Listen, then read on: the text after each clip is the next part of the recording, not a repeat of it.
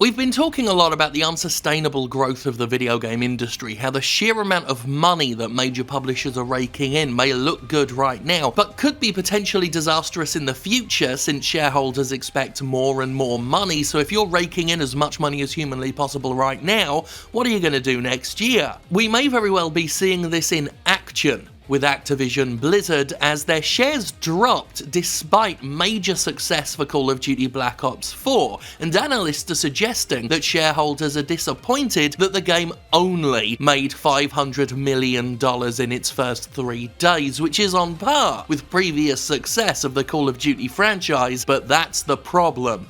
It's on par. It's non-explosive growth, and it's suggested that perhaps investors have looked at this and thought because there's no major room for these shares to grow right now, because Call of Duty only made $500 million, the value of the shares have dropped. Investors do not want to buy shares that are not going to appreciate in value for them, and that's the unfortunate logical conclusion of any major successful company. Eventually, they're going to hit the ceiling on the amount of money they can make, and despite making millions and millions, sometimes billions and billions, in Activision Blizzard's case, billions and billions of dollars, it's not going to be good enough. Now bear in mind, no specific shareholder has come out and said, I am disappointed in Call of Duty Black Ops 4. That's not quite how it works. Analysts are suggesting that's what's happening based on the fact that the shares shouldn't have dipped like this on the back of a major successful video game launch, but they have. It's the logical conclusion that it's because the game didn't make way more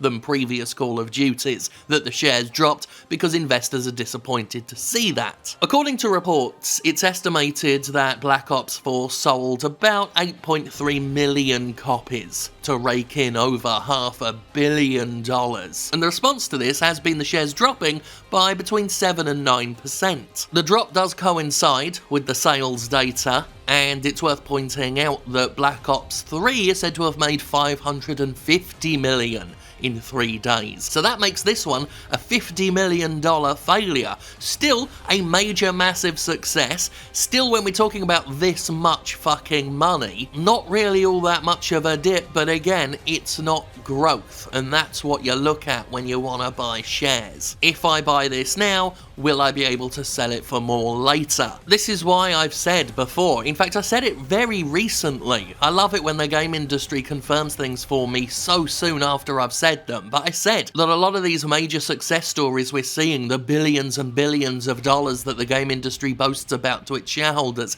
it's not a great thing, because that's not an infinite resource. Human beings do not have infinite pockets full of money. I'm sure to someone like Bobby Kotick, that's hard to imagine, because he does have infinite pockets of fucking money. But we're not all Bobby Kotick, and eventually everyone hits an upper limit for the amount of games they can buy and the amount of microtransactions they can buy in those games. I've said many times over the years that the game industry doesn't want just some of the money, it wants all of the money, but the problem is when you eventually get all of the money, there's no more money to get because you've got it all. That's why the financial system we have right now is so fucking broken, because the end game of all these companies is to ultimately and forever disappoint their shareholders, because if they were to achieve their goals, they'd be fucked. Now these stocks will go up again, they'll probably go down again. In general, stocks do go up and they go down. Activision can announce another Call of Duty next year and that'll make them jump. It could release another game that doesn't make as much money as it did last year, even if the difference is cosmically negligible, and the stocks could go down again. But this situation right now does perfectly demonstrate what I've been talking about and the potential troubles major publishers could have if they get too successful for their own good, which they may already be. Literally no amount of money in the world is enough for a shareholder, because a shareholder's only purpose is to want more. This is why we see a lot of publishers not banking on making their games appeal to more people, not trying to get more people to play their games. They want to make more money off the same people, which itself has a sustainability problem.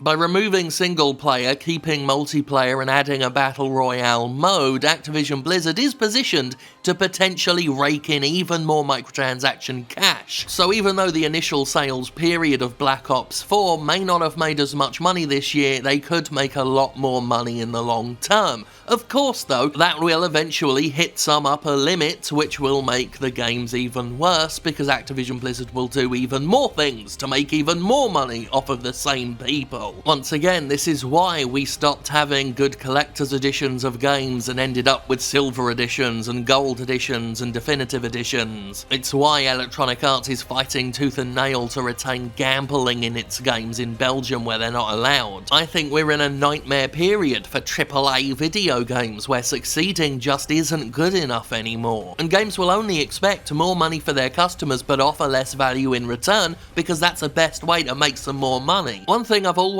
criticised the video game industry for is its short-sightedness, its desire to make money right now and not give a damn about what it's going to do in the future. And this situation perfectly highlights what I've been talking about for years. The video game industry got explosively greedy. Once it realised it could get away with microtransactions, it shoved them in everywhere. Once it realised it could get away with multiple special editions, it started doing them ad nauseum. When in-game gambling became the new hotness, we had a whole year of publishers humping loot boxes to death. And the quicker you jump on these money-making tactics, the more amount of money you make in a shorter amount of time, the less longevity your potential for growth has. Now, Call of Duty Black Ops 4 is the first Call of Duty I haven't bought since, as long as I can remember. Year on year, I picked up these games, originally because I enjoyed them, eventually because I was just covering them for work. This year, I didn't bother at all, and it was actually quite refreshing not to worry about it, but the lack of single player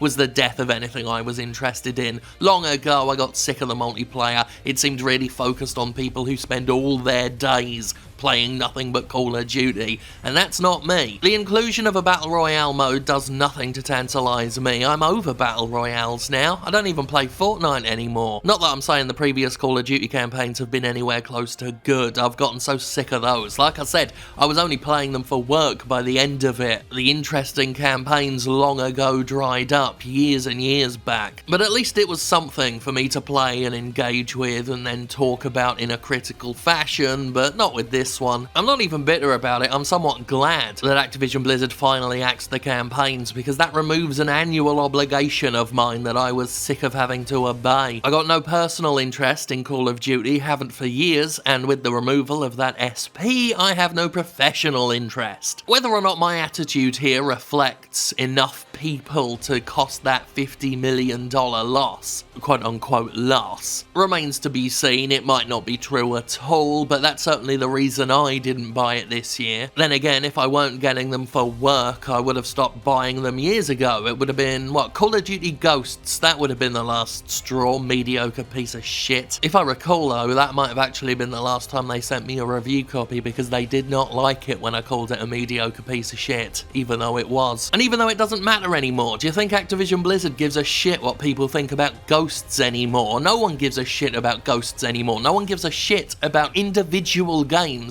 within an annualized series. Only the brand matters. The individual games don't matter anymore. How can they be special? How can they remain interesting? We get one a year. Black Ops 4 won't matter when the next Call of Duty comes out, Indiscriminate Warfare or whatever they want to call it. Just like Assassin's Creed Origins doesn't really matter anymore because Assassin's Creed Odyssey came out a year fucking later. But it's why Grand Theft Auto games matter when they come out and remain memorable and individual and distinct, because we don't, specifically because we don't get them every single year, thank God. Not that Rockstar Games don't have their own monetary problems, because Take-Two Interactive is greedy as fuck, and with GTA 5 being the most profitable piece of entertainment in history, they're gonna have to find ways to top that with Red Dead Online, oh dear. And none of the tactics they employ to make that money will be good news for anyone. The video game industry is broken, capitalism's broken, and when the plane eventually starts to crash, the executives at the top who fucked everything up will float gently down from the wreckage on their golden friggin' parachutes. Meanwhile, the people who actually make these games, who you think you're supporting when you buy the product, barely see a lick of the profits and will be first in line for layoffs when companies need to cut some more costs. The video game industry, folks, is total